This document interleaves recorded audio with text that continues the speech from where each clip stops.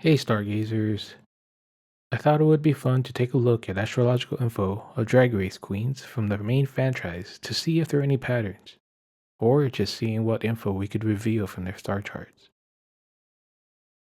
So I've been thinking about how to divide this up into workable segments, because as of right now, the total number of drag performers to grace our screens is sitting at 224 spanning 17 seasons. Overall, contestants are at 228, as there are 4 repeat queens who were invited to multiple seasons. So I settled on presenting the queen sun signs as more people know their sun signs. Now, I want to preface that a person's sun sign is only a portion of their star or natal chart. But let's back up a bit for some astrological fundamentals, specifically Western astrology. When we are born into this world, the sun sits along zodiac or constellations in the sky. And at which sign the sun sits at the time of our birth is where we get our sun signs. But there are other planets in our solar system, and they also move along the zodiac. So while a person may have their sun in a sign they don't resonate with, they have other planets in different signs or different areas of their chart. For example, they could have a sun in Gemini, while their moon and Mercury are in Taurus. As Gemini is an air sign and Taurus is an earth sign, there can be stark differences in how the person operates. Air signs are typically intellectual, thinking, speaking, analyzing, etc., while earth signs gravitate towards earthly, grounded, practical, tangible approaches. So while a person's sun is in a sign they don't immediately gravitate with, reading into where their other planets sit can bring light into what area of their star chart is more active versus where their sun sits. And then there is the rising sign, which can be argued is more important than our sun, since we do get more information unlocked with this crucial point. But this kind of data is only available if we have the birth time and birthplace. And with knowledge of a person's rising sign, we can dive deeper into more intermediate astrological tea. I can go on and on about this, but I'd like to keep this easy to digest for people with an interest in astrology. So for now, we'll set aside any hurdles or complexities to race this through to the finish line. Just a quick note that I've gathered the Queen's birth dates and birthplaces from mostly Wikipedia, as well as other drag race related websites. And I will be referring to the Queens with the names they presented in their seasons. So, Stargazers, start your engines, and may the sun sign with the most queens win.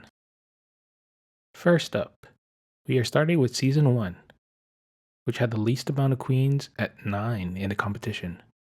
And in alphabetical order, please welcome to the stage Akasha.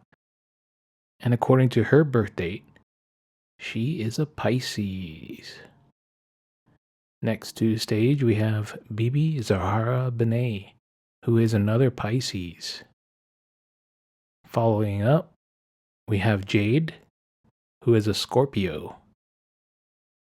Next, we have Nina Flowers, who is yet another Pisces. Do we see a pattern here already? Next up to the stage, we have Angina, who is a Capricorn. Next to the stage, we have Rebecca Glasscock, who is a Gemini. Followed up, we have Chanel, who is our first Cancer. Then, next up, we have Tammy Brown, who is a Virgo. And finally, our first queen out of the competition, and where we get the term pork chop, is Victoria Porkchop Parker, who is another Capricorn. So to tally up the scores, we have 1 Gemini, 1 Cancer, 1 Virgo, 1 Scorpio, 2 Capricorns, and finally, 3 Pisces. And we have our first season winner, Sun Sign. Now we'll move to Season 2, which had 12 contestants to the competition. And, as we'll do in alphabetical order, we start with Jessica Wilde, who is a Gemini. Then we get Jujubee, who is a Cancer, followed by Morgan McMichaels, who is another Gemini to this season. And then we have our first Aries, Mystique Summers.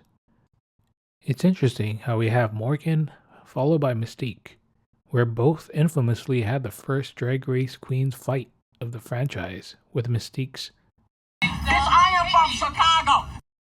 The fire and air signs bring the heat to us, setting the stage for iconic Drag Race fights. But back to the topic.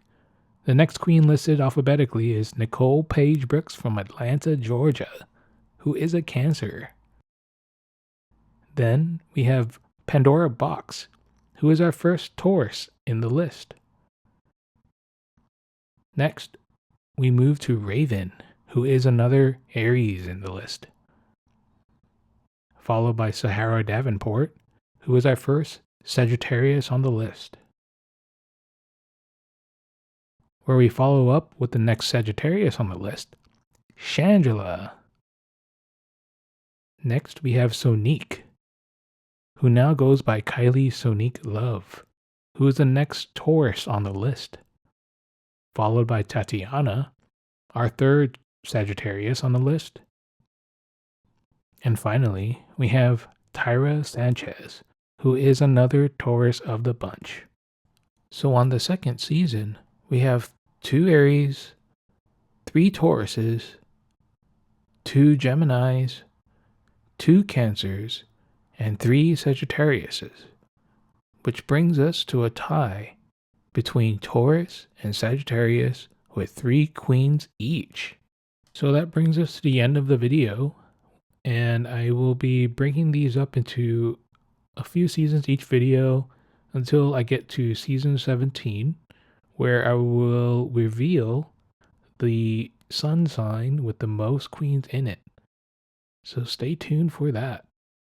Also, I do have plans to create other videos after the sun sign series to show more astrological info that might be more on the intermediate level, where we dive deeper into the queen's other planetary placements, such as their moon, Mercury, Venus, and Mars, just to see what kind of tea we can uncover, because at this point, I am already seeing patterns just based on the analysis I've done on all the queen's planets. Other series that come to mind are drag queen fights that happen on the show and off, such as Candy Muse and Tamisha Amon, or Bob and Mistress, where I'll dive deeper into their charts. And of course, looking at other star charts for queens where their friendships bloom to success, such as Trixie and Katya, or Bob and Monet. So I hope that this content is interesting, fun, amusing, and maybe relatable, just by seeing how your planetary placements compare to what I'll be presenting in this series and the upcoming videos. And if you have any ideas or maybe some suggestions on what you're interested in looking at or what you want me to dive into, just let me know in the comments, and I'll take a look and see how that can be presented in the next coming videos. All right, thanks.